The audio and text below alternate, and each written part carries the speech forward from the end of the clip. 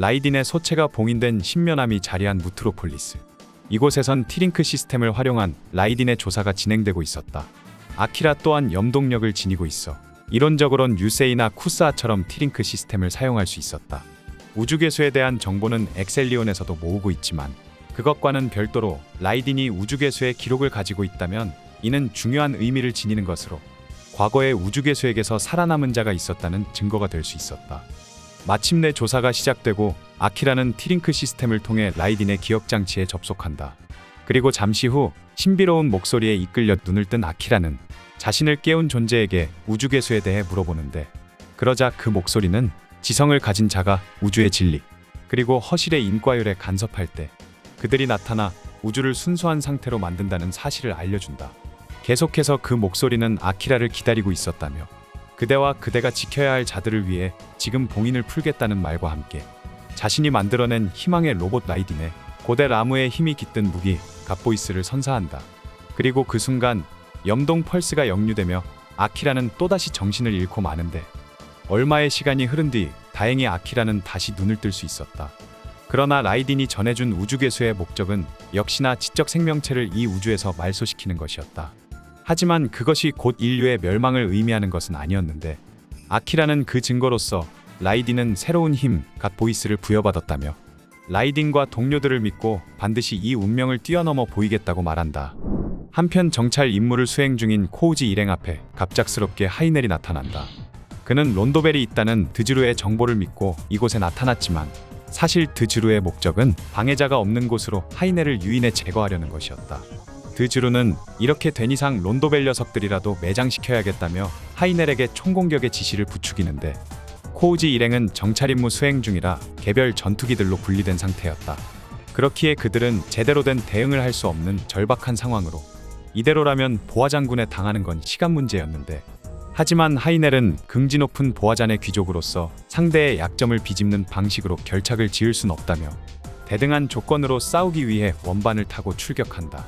그리고 앞으로 나가 케니치에게 1대1 결투를 신청하는데, 케니치 역시 남자로서 피할 수 없는 승부라 생각하며 그 도전을 받아들이고, 이로써 지구의 운명을 건 하이넬과 케니치의 한판 승부가 펼쳐진다.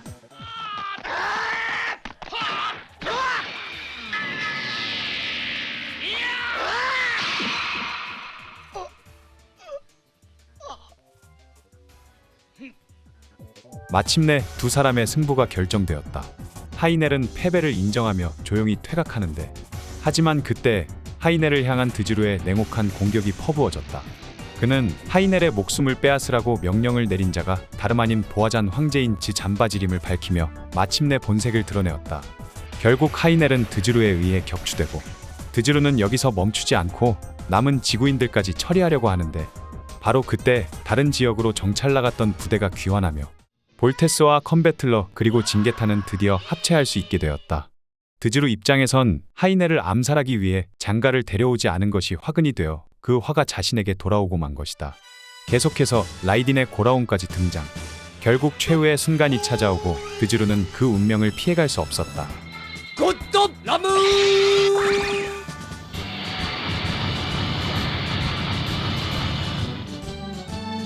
그리고 잠시 후 하이넬을 찾기 위해 그의 부하들이 나타났다.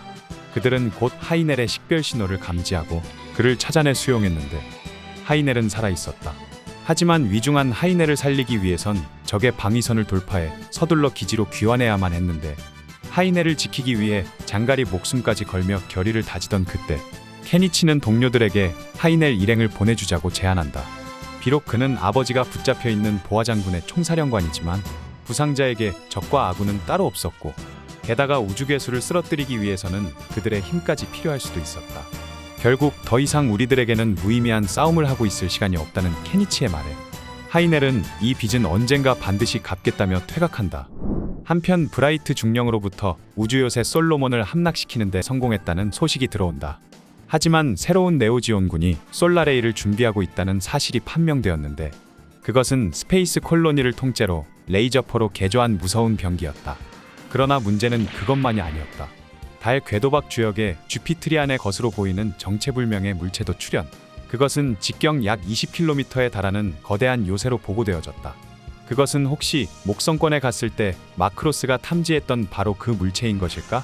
그렇다면 그 요새는 주피트리안이나 에어로게이터의 것이라고 볼 수 있었는데, 이러한 사태에 대응하기 위해 마크로스의 글로벌 함장으로부터 엑셀리온, 마크로스, 론도벨의 각 전함으로 지구권 최강의 함대를 결성한다는 방안이 제시된다. 결국 힘에는 힘으로 대항할 수밖에 없는 것인가?